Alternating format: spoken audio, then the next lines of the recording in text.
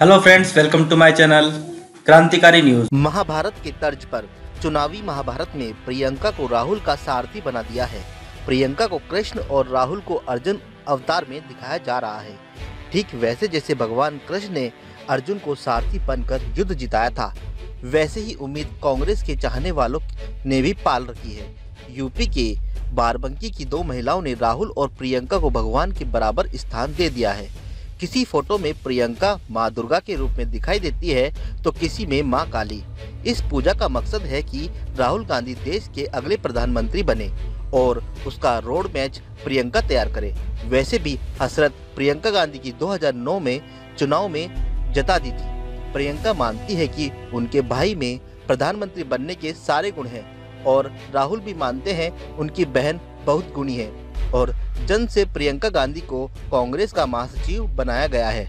तब से बीजेपी ने अपनी तलवार राहुल से हटाकर प्रियंका की तरफ मोड़ दी है। बयानों के बाद प्रियंका को लेकर बवाल है कि लेकिन हम कहते हैं कि ये बीजेपी की चाल है। प्रियंका को लाइमलाइट में रखने के लिए लगातार उन पर हमले किए जा रहे हैं। बीजेपी के विधायक ने राहुल गांधी को रावण, मोदी को राम की भूमिका में मेरा मोदी है और रावण की भूमिका में जो है नायक के रूप में राहुल है। और राहुल जो है वह रावण के अपनी बहन को शिवनागा को फिर जो है उतारा है। मान के चलिएगा कि जो है लंका विजय हो गया। और प्रियंका को शूर्पणखा का दर्जा दिया। बीजेपी के नेता आए दिन कोई न कोई टिप्पणी कर प्रियंका गांधी को सुर्खियों में रखना चाहते हैं। वजह भी साफ है, अगर प्रियंका की छवि मजबूत हुई तो फिर यूपी में बीजेपी से ज्यादा नुकसान एसपी और बीएसपी गठबंधन को होगा। मोदी विरोधी या वोट यानी एसपी बीएसपी को मिलना है, उसमें सेंधमारी होगी और खासकर नुकसान बीएसपी को होगा। वैसे भी मायावती से प्रियंका गांधी की बनती नहीं है। तो में गूंजेंगे ये नारे, बड़ी बीजेपी की बेचैनी। प्रियंका गांधी के एक्टिव पॉलिटिक्स में एंट्री का ऐलान क्या हुआ कि कांग्रेस कार्यकर्ताओं का जोश हिलोरे मारने लगा। प्रियंका की पहली रैली की तारीख अभी तय नहीं हो पाई है, लेकिन उस रैली में गूंजने वाले नारों की बुनावट शुरू हो चुकी है। जोश का च्यवनप्राश, नारों की मुगली गुट्टी। प्रियंका को पूरी उत्तर प्रदेश की कमान सौंपने की खबर ने कांग्रेस पार्टी के सुस्त संगठन में जोश के च्यवनप्राश का काम किया है। पार्टी को लगता है कि इसमें नारों की मुगली गुट्टी भी घुल जाए, कमाल हो जाएगा। तो बस होमवर्क शुरू हो चुका है। प्रियंका में इंदिरा का अक्स, पीएम मोदी से सिंह लड़ाने का संदेश, उम्मीद की नई किरण वगैरह या बुनियादी मुद्दे हैं जिनके इर्द गिर्द कमल की किलकारियां दिखाई जा रही है। जरा इन नारों पर नजरें इनायत कीजिए जो पहले से हवा में तैरने लगे हैं। प्रियंका नहीं ये आंधी है, दूसरी इंदिरा गांधी है। दहन करो मोदी की लंका, आ गई बहन प्रियंका। प्रियंका गांधी को पूर्वी उत्तर प्रदेश की जिम्मेदारी दी गई है। पीएम मोदी की हाई प्रोफाइल सीट वाराणसी और सीएम योगी आदित्यनाथ की सीट गोरखपुर उसी पूर्वी यूपी में आती है। पीएम मोदी और सीएम योगी को चुनौती देने के लिए कांग्रेस ने पूरी प्लानिंग कर ली है। प्रियंका को कमान सौंपने से पहले ही कांग्रेस ने लखनऊ स्थित प्रदेश कार्यालय में 2 नए ऑडिटोरियम तैयार करा दिए गए हैं। इनमें से ऑडिटोरियम में प्रियंका का वार रूम होगा और दूसरे में मीडिया सेंटर। प्रियंका गांधी इसी वार रूम में पूरी उत्तर प्रदेश की रणनीति तैयार करेगी। कांग्रेस पार्टी के मुताबिक प्रियंका गांधी फरवरी के पहले सप्ताह में अपना पदभार संभालेगी। इसके बाद राहुल गांधी लखनऊ में रैली कर यूपी में प्रचार की शुरुआत करेंगे। माना जा रहा है कि इस रैली में प्रियंका गांधी भी मौजूद रहेगी। तो इस पूरी प्लानिंग के बीच अगर आज की तारीख में कांग्रेस कार्यकर्ताओं से पूछा जाए कि हाउ इज द जोश, तो पक्के तौर पर उनका जवाब होगा हाई सर। बजट पर बोले अखिलेश, किसानों की बोरी से चोरी कर 1 साल में 6000 लौटाना चाहती है बीजेपी। अखिलेश यादव ने कहा, दाम बढ़ाकर व वजन घटाकर बीजेपी ने किसानों को दोहरी मार दी। किसान बस चुनाव का इंतजार कर रहा है। किसान आगामी चुनाव में बोरी की चोरी करने वाला भाजपा का बोरिया बिस्तर बांध देगा। समाजवादी पार्टी के मुखिया अखिलेश यादव ने मोदी सरकार के आखिरी बजट पर ट्वीट कर निशाना साधा है। अखिलेश यादव ने कहा है कि सरकार ने पिछले 5 साल में ईमानदार से खाद नहीं बांटी। 5 सालों में 5-5 किलो खाद की चोरी कर अब उसे 6 रुपये में वापस करना चाहती है। अखिलेश यादव ने कहा कि दाम बढ़ाकर व वजन घटाकर बीजेपी ने किसानों को दोहरी मार दी है। किसान बस चुनाव का इंतजार कर रहा है। किसान आगामी चुनाव में बोरी की चोरी करने वाली भाजपा का बोरिया बिस्तर बांध देगा। बजट को अखिलेश यादव ने दिखावटी बताया।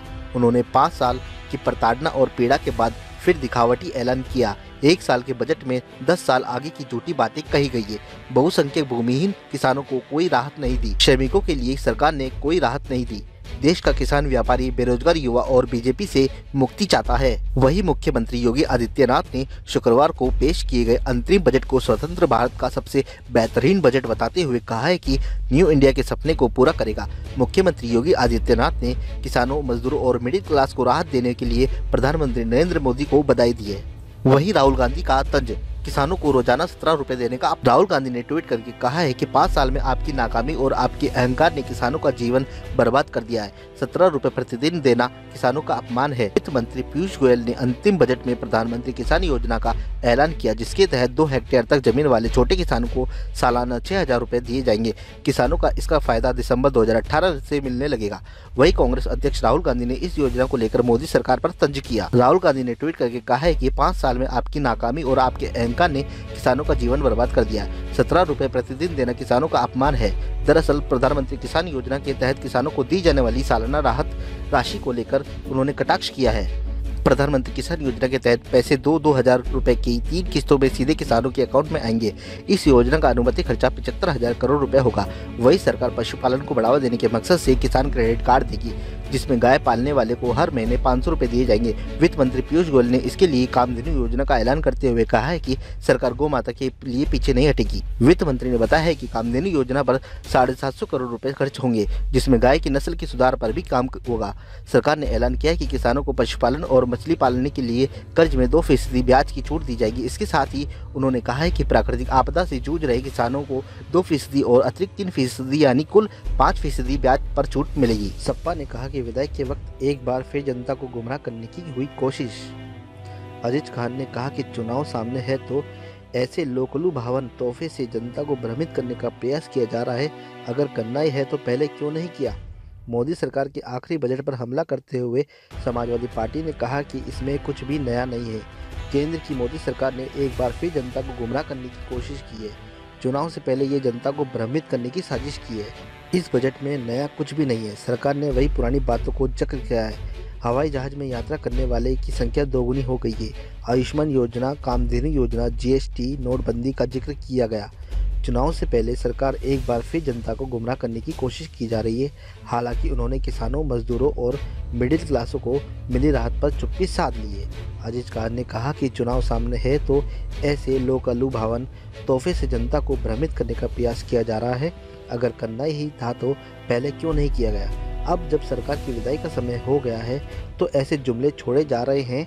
इससे पहले समाजवादी पार्टी के मुखिया अखिलेश यादव ने अपने ट्वीट में अंतरिम बजट को झूठ का पुलिंदा बताते हुए कहा है कि इसमें सच को छोड़कर सब कुछ होगा। अखिलेश यादव ने ट्वीट किया, जब हर क्षेत्र में देश गया घट तो क्या करेगा लाकर बजट। तैयार हो जाइए, आने वाला है झूठ का पुलिंदा, जिसमें सच को छोड़कर सब कुछ होगा। मध्य प्रदेश के श्रम मंत्री महेंद्र सिंह सिसोदिया का कहना है, चुनाव आते ही बीजेपी सरकार की चेतना जाग जाती है। 5 साल से वो क्या कर रहे थे। उन्होंने कहा, राहुल गांधी ने किसान कर्ज माफी की घोषणा की, साथ ही प्रत्येक व्यक्ति को न्यूनतम सैलरी देने की बात की। उसके बाद मोदी जी सिर्फ उनकी नकल करने की कोशिश कर रहे हैं। वहीं भोपाल की जनताओं ने कहा कि घरेलू उत्पाद और रोजमर्रा की चीज़ों पर छूट न मिलने पर निराशा जताई। महिलाओं ने कहा, बच्चों की एजुकेशन फीस और युवाओं के लिए बजट में कोई घोषणा की जानी चाहिए थी। मुरैना के लोगों ने कहा, मोदी सरकार का बजट मजदूरों और मध्यम वर्गीय लोगों के लिए राहत भरा रहा। मजदूर पेंशन 100 रुपये प्रति माह जमा करने पर 6 लाख तक का बीमा मिलने से मजदूरों ने केंद्र सरकार के इस फैसले का स्वागत किया है।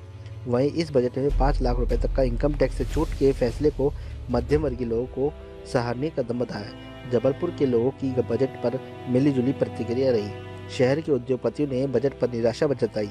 ग्वालियर में लोगों ने किसान सम्मान निधि ब्याज में TDS छूट की अच्छी पहल बताया, लेकिन ब्याज मुक्त कर्ज और कृषि यंत्रों पर सब्सिडी न बढ़ाने पर मायूसी जताई। छोटे कारोबारियों को तोहफा, मुद्रा योजना से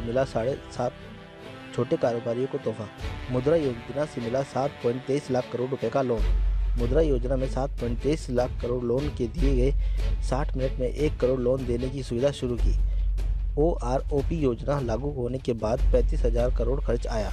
प्रधानमंत्री किसान योजना के तहत छोटे किसान जिनके पास 2 हेक्टेयर जमीन है, उनके बैंक खाते में सीधे 6,000 रुपये सालाना देने का निर्णय किया।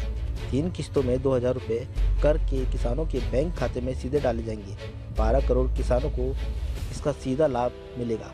पहली किस्त बहुत जल्द भेजी जाएगी। ये योजना 1 दिसंबर 2018 से लागू होगी। वहीं मोदी सरकार पर शिवसेना ने कसा तंज। मोदी सरकार ऐसा बजट पेश कर रही है जैसे अगली सरकार इन्हीं की ही हो। शिवसेना। नरेंद्र मोदी सरकार आज शुक्रवार को अंतिम बजट पेश कर रही है। इस दौरान आयकर छूट को 2.5 लाख रुपए से बढ़ाकर सीधे 5 लाख रुपए तक कर दिया गया है।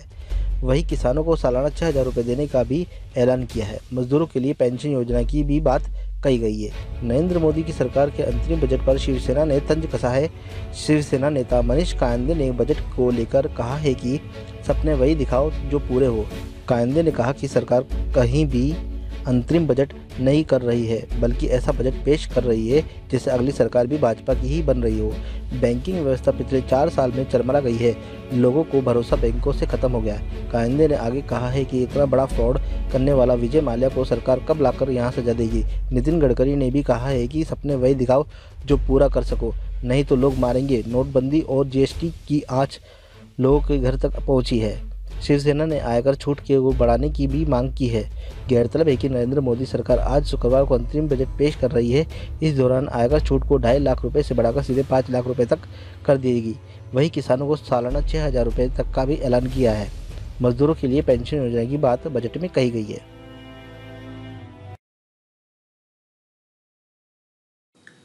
Please do like, share and subscribe Krantikari News for more news update.